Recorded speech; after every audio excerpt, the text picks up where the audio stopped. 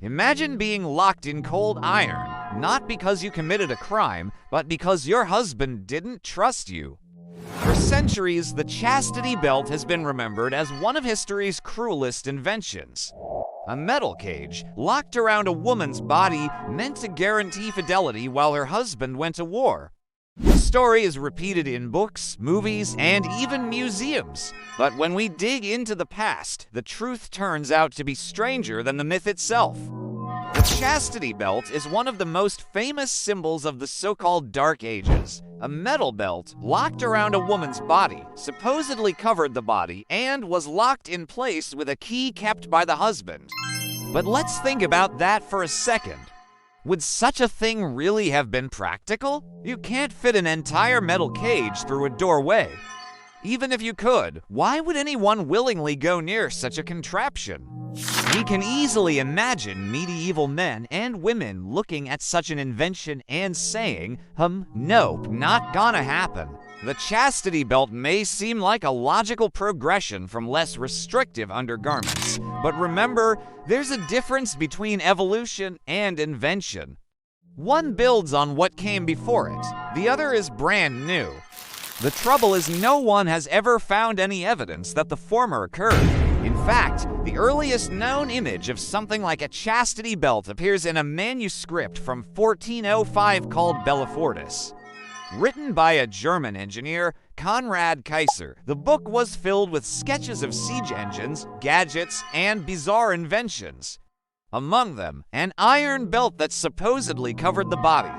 But here's the twist: historians believe it wasn't serious. It was satire, drawn for shock and laughter, not for real use. In fact, later Renaissance artwork used the same idea as a joke.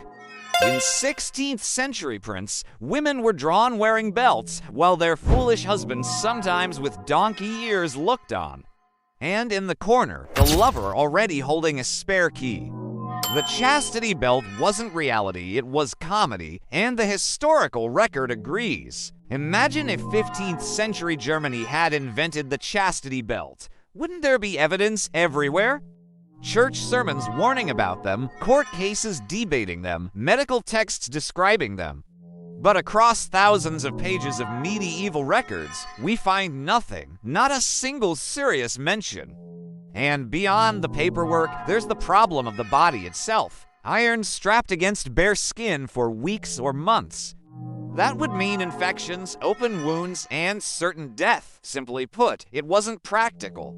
So when did people start believing in this fake medieval torture device? The answer is the 19th century.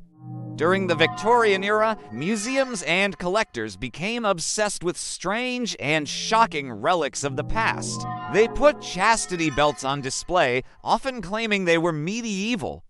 But almost all of them turned out to be fakes, either outright forgeries or 18th, 19th century anti-masturbation devices rebranded as medieval torture. In this age, the myth spread because it confirmed what Victorians wanted to believe, that the Middle Ages were barbaric, while their own society was civilized and enlightened. Today, the legend persists. Chastity belts appear in everything from Game of Thrones to Dan Brown thrillers. And yes, they still attract a lot of attention. In 2013, the British Museum put a fake 16th century chastity belt on display, complete with a lurid backstory about Henry VIII. Their exhibit was mocked by historians who pointed out its obvious anachronisms. But museum officials didn't care. Fake or not, they said, the chastity belt is a potent symbol of the past, and that's putting it mildly. The story captures our imaginations because it taps into deep-seated fears about female sexuality. The wife who wears a chastity belt is a warning to all women. Be careful, because men will lock you up if you get out of line. But here's the final twist. Chastity belts do exist today, but not as torture devices. In the modern world, they appear in BDSM communities made of stainless steel or silicone and used consensually. They're not about punishment, they're about play. In other words, the chastity belt has traveled from satire to myth to modern subculture. And along the way, it's picked up a lot of baggage. It's a reminder that the line between past and present isn't always clear. Medieval people weren't as different as we think. And the dark secrets of our imagination often have a way of becoming reality. Thank you for watching.